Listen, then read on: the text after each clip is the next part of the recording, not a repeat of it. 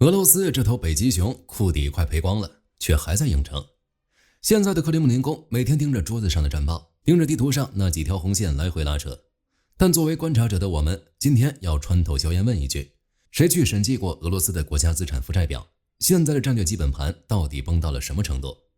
戰爭爆發前，全世界都在傳一個神話：俄羅斯擁有最頂級的戰爭耐受力，資源無限，軍工無敵，耗也能把對手耗死。這真不能怪外界誤判，只能說克里姆林宮的戰略偽裝做得太好了。他們用一堆注水的紙面數據，硬生生給全球造了一個東半球第一的幻觉。結果呢，5年了，反而被現實狠狠扒下了底褲。今天我們不聊前線的坦克損毀，先来聊聊俄羅斯国家經濟命脈。如果拿莫斯科現在的困局跟我們台灣的產業高度來做個對比，你會發現那種所謂的面子虛名，在真正的全球產業鏈面前，只能被按在地上瘋狂摩擦。那座看似堅不可摧的權力金字塔，構想坍塌或許就在眨眼之間。俄羅斯的宏觀體系已經到了載荷極限，我們直接查賬，官方天天發大字報，宣稱通貨膨脹只有 6%， 聽起來似乎還穩如泰山。但你讓莫斯科阿嬤去趟超市試試，買點雞蛋，買瓶牛奶，結賬的時候心率直逼180。這些續命的口糧，實際價格早就原地起飛了 40%， 甚至更高。為了壓制失控的物價，俄羅斯央行一度将基準利率拉高到了 21% 的天價，即便現在也維持在 15% 的半山腰。就拿我们台灣來說，台灣的歷史最高紀錄也才 4.63%， 不到俄羅斯的零頭，而現在僅維持在 2% 左右。這個對比說明了什麼？這意味着俄羅斯的工業體系根本無法進行資本循環，研發投入徹底停滯。國家財政的每一分錢都被吸進了戰爭的黑洞，盧布的國際購買力被徹底抽乾。產業升級的窗口期已經永久關閉，資本沒了，那支撐工業的勞動力結構呢？前線的消耗戰已經把上百萬最優質的生產力變成了負資產，在大後方，將近100萬家的高階算法專家、半導體工程師和金融架構師，帶着技術與資本直接抵近，因為這種僵化的體制不僅無法提供科研環境，還會把最頂尖的智力資源當成廉價耗材。現在的俄羅斯正在經歷蘇聯解體以來最慘烈的去工業化。連最基礎的精密機床維修都難以為繼，更致命的是這個國家的戰略潛力儲備。2025年，整個俄羅斯的新生兒數量一頭栽到了116萬，直接砸穿了27年以來的最低谷，生育率跌到了極其危險的 1.37。這意味着這個國家在未來30年內已經失去了發動任何大規模產業革新的資格。說到這裡，不妨換個視角，從莫斯科拉回台灣，論土地面積，論自然資源，台灣連莫斯科的一個零頭都不到。地底下沒有石油，也沒有天然氣，但看看我們現在手裡握着什麼，是一整個時代的科技命脈。當俄羅斯的軍工體系只能靠翻新50年前的冷戰庫存來續命，當莫斯科只能靠打折賤賣原油來換取低端芯片時，台灣的科學園區裡卻是24小時不停機的算力革命。台積電與那一整條全球領先的半導體生態鏈，正主導着全球 AI 時代的革命，那是全世界高科技產業的咽喉。無論是美國的5代機系統，還是全球頂尖的數據中心，全部都依賴在台灣的產能。真正的硬實力從來不是靠大炮的射程，而是靠你在全球供應鏈中不可替代的深度。科技上的統治力為台灣帶來了真金白銀的財富。台灣的人均 GDP 已經逼近4萬美元大關，藏富於民這4個字在台灣的經濟數據上體現了淋漓盡致。看現在的全球格局，一邊是橫跨歐亞的巨獸，卻為了地緣政治的救猛，全都砸進了一個看不到頭的戰爭泥潭裡，讓國家主權淪為權力的附庸。另一邊只是一個2300萬人口的海島，卻把所有的戰略資源都投注在算力、研發與全球經貿協議上，硬生生把自己打造成了全世界不可或缺的科技堡壘。在俄羅斯這種極限壓力的狀態下，那位繼承了前蘇聯克格勃的特工還能撐多久？普京克里姆林宮何時交替權力？很多分析師習慣從地緣政治和戰場勝負去預測俄羅斯的政權更迭，這是一種脫離俄羅斯歷史運行邏輯的表面視角。在這個龐大的國家機器裡，權力的流轉從來不取決於前線推進多少公里，而是取決於克里姆林宮內部的資產負債表何時穿透底線。回顧20多年前，普京掌權初期做過一件確立絕對威信的事件，他將上世紀90年代掌控國家經濟命脈的舊金融寡頭召集起來，依靠鐵腕手段逼迫他們交出對能源、傳媒和金融行業的控制權，拒絕簽字的人面臨破產、收押或流亡。這是強人政治的起點。他踩着舊寡頭坍塌的資本廢墟，重新簽訂一份國家權力契約。寡頭讓渡所有的政治干預權，換取在既定規則下的財富分配權。從那一刻起，普京成為俄羅斯國家利益的唯一分配者和最終仲裁者。這種基於利益平衡的絕對權威，維持俄羅斯20多年的內部穩定。但時間推移到今天，這份維繫政權的權力契約正在被戰火徹底撕裂。當年親手清洗寡頭的人，正被一台必須持續燒錢的戰爭機器死死綁架。在長達數年的消耗戰中，俄羅斯內部的財富版圖發生劇烈重構，舊的民用寡頭在西方制裁下資產縮水，話語權大幅邊緣化，取而代之的是一批依靠戰爭野蠻生長的新寡頭。他們掌控着海量的軍工生產訂單，不受國際監管的影子能源船隊，以及規避制裁的跨國灰色走私網絡。對這批新利益集團而言，戰爭持續的時間越長，軍工訂單帶來的利益越豐厚，戰爭已經成了少部分人攫取國家財富的合法掩護。這輛瘋狂吸血的戰車，終有因為燃料耗盡而停下的一天，而燃料就是俄羅斯的國家財富基金。這筆由歷年能源出口盈餘積累起來的外匯儲備，是克里姆林宮維持戰爭開銷和穩定國內最後的蓄水池。戰爭爆發以來，這筆基金裡的高流動性資產正在以驚人的速度被消耗。按照目前的軍費燃燒速度，疊加國際能源價格的周期性波動，這筆高流動性資產的見底只是一個可以被精確計算的時間問題。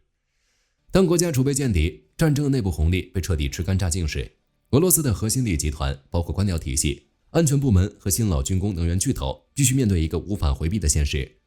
只要普京繼續執掌最高權力，西方世界的金融制裁就永遠存在，俄羅斯的經濟命脈永遠無法重回国际循環。更關鍵的是，這些精英階層聚殮的巨額財富以及被凍結在海外的大量資產，就永遠是一堆無法流通的死賬。在這一刻，普京的歷史角色將發生翻轉，他將從整個利益集團的財富保護者，變成他們套现離場、資產解凍的最大阻礙。俄羅斯歷史上的權力交接極少源於底層的流血推翻，絕大多數時候是頂層利益集團在核算完沉沒成本後，進行了一場體面切割。一場失控的底層革命會摧毀所有人的財富基本盤，這是既得利益集團絕對不允許發生的局面。他們需要的是一場可控的更迭。就在俄羅斯国家財富基金的流動性逼近枯竭警戒線，或者下一次全球能源價格發生暴跌的那個臨界點，內部的新老利益集团會達成一種基於止損目的的政治共識。他們迫切需要換上一個沒有歷史包袱、雙手沒有直接沾滿這場戰爭泥潭的新面孔，用這個新面孔作為政治籌碼，去和西方重新坐上談判桌，換取制裁的鬆綁、經濟的解封以及海外資產的安全着陸。那個時刻就是某人以健康原因或平穩過渡為由，向接班人交出權杖的最終倒計時。大國博弈不相信眼淚，只相信利益的結算。戰爭的潮水終會退去，而這張透支國運的沉重賬單，終究需要有人去簽字買單。視線回到前線，戰爭剛開始的時候，幾乎沒有人想到這場衝突能持續這麼久。大家都以為會像克里米亞那樣，很多國家的政要甚至把戰爭結束後的譴責稿子都準備好了。但這一等就是4年。曾經號稱能夠平推歐洲的俄軍裝甲洪流，在烏克蘭的平原上硬生生打成一場用人命去填的絞肉機。很多人習慣將俄軍的拉胯歸結於後勤補給線脆弱或者武器出現代差，但俄羅斯在這方面其實並不拉胯。開戰前的俄羅斯絕對的世界第2軍事強國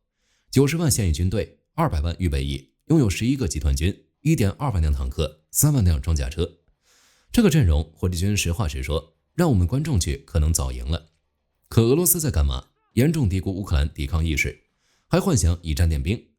戰爭初期僅動用合同兵，高層將領按照澤連斯基流亡、烏克蘭軍心渙散去制定作戰方案。眼看形勢不對，居然還嘴硬扛得住，不進行全國總動員。到了前線人員吃緊，兵敗成為事實，又緊急開始動員。新兵訓練幾周就奔赴前線，從評論區撈幾個玩紅警聞名星際的，真不見得比俄羅斯差。所以這一場閃電戰變成持久戰的主要原因，就是簡單的體制僵化，外行指揮內行。我們把美軍的作戰體系拉出來，做一個同場景的对比。美軍的底層邏輯是去中心化，戰場架構絕对扁平。這套體系的核心靈魂是一群擁有獨立戰術決策權的職業士官，他們的交戰場景往往是這樣的：一名潛伏在鋒線上的美軍士官發現2公里外的敵方機動火炮陣地，他不需要向連長打報告，更不需要向將軍請示，他直接在手中的戰術終端上標記坐標。數據鏈會瞬間將目標同步給空中待命的 F-35 戰機，或者後方的海馬斯火箭炮。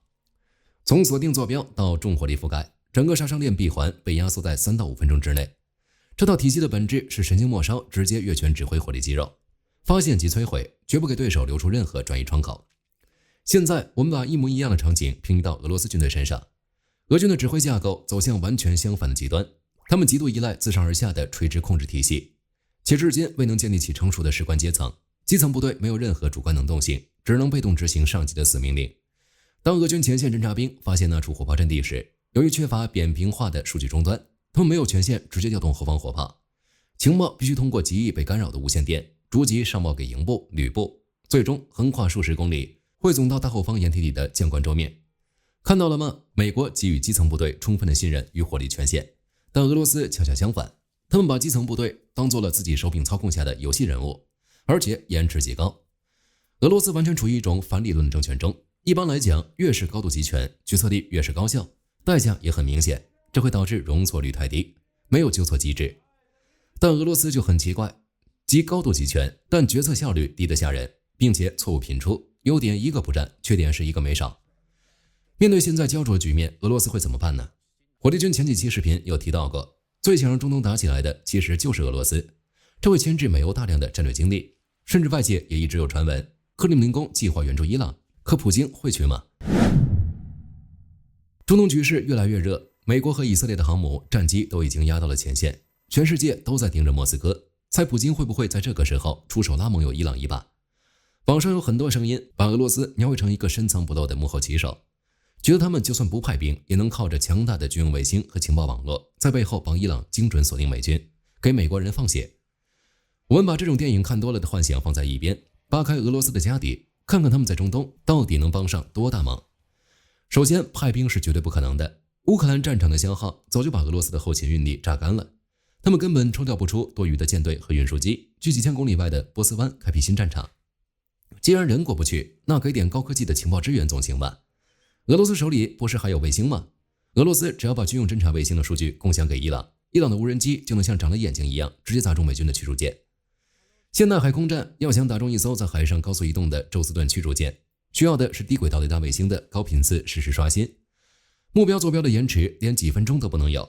但我們看看俄羅斯現在的航天家底，在西方的長期技術封鎖下，俄羅斯天上那幾顆老舊的光学和雷達衛星，連烏克蘭戰場上的海馬斯火箭炮都頂不住。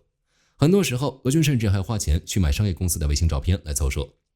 自己家門口的固定死靶子都找不準，拿什麼去給伊朗提供幾千公里外的秒級實時坐標？俄羅斯最多只能給德黑蘭提供一些美軍基地的靜態位置，或者延遲了幾個小時的艦隊大概航向。靠着這種嚴重滯後的殘羹冷炙，去引導那些簡陋的廉價無人機，想要突破美軍嚴密的區域防空網。俄羅斯對伊朗的所謂技術支援，象徵意義遠遠大於它的真實殺傷力。既然在軍事上根本幫不上什麼實質性的大忙，俄羅斯為什麼還要在中東拼命刷存在感？答案極其現實，他們根本不在乎伊朗能不能贏，他們只在乎原油。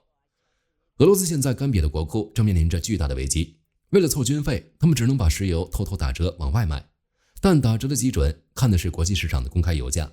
如果中東平平靜靜，國際油價一直在低位徘徊，俄羅斯這台瘋狂燒錢的戰爭機器立刻就會面臨斷炊的風險。打破這個死局最有效的辦法就是讓中東徹底亂起來。只要伊朗的導彈升空，不管這導彈是打偏還是被美軍攔截，只要霍爾木茲海峽的警報一響，全球的航運保險費就會狂飆。資本市場出於恐懼，必定瘋狂買入原油，國際油價瞬間就會被推高。這就是莫斯科的算計。美軍攔截伊朗導彈花了多少錢，他們不關心；伊朗的無人機掉進海裡多少架，他們也不關心。他们只需要這場衝突一直掛在熱搜上，只要原油價格跳漲，俄羅斯賣高價油賺取的超額利潤，就能直接變成填補烏克蘭戰場窟窿的真金白銀。把這一疊疊戰略賬本合在一起看，不管是東歐平原上的工業消耗戰，還是在中東地緣博弈中的風險套利，這台龐大的國家機器其實一直在做同一件事，透支未來，去為過去的執念買單。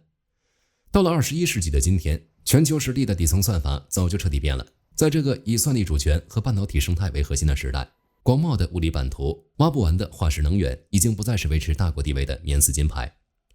一個政權如果連最基本的財政收支平衡都無法維持，如果只能靠透支國家未来的勞動力資本和技術儲備來強行維持體系運轉，它的領土再大，戰略核武庫再深，也終究擋不住時代的洪流。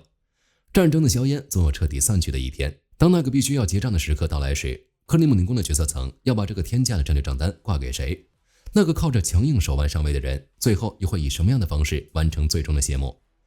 歷史不會簡單的重複，但總是壓着相同的韻腳，這才是俄羅斯最難平攤的一筆爛賬。好了，今天就和大家聊到這裡。如果你喜歡本期視頻，別忘了點讚關注，也歡迎在評論區分享你的看法。你覺得俄羅斯政權迭代還有多遠？我是火力軍，我們下期再見。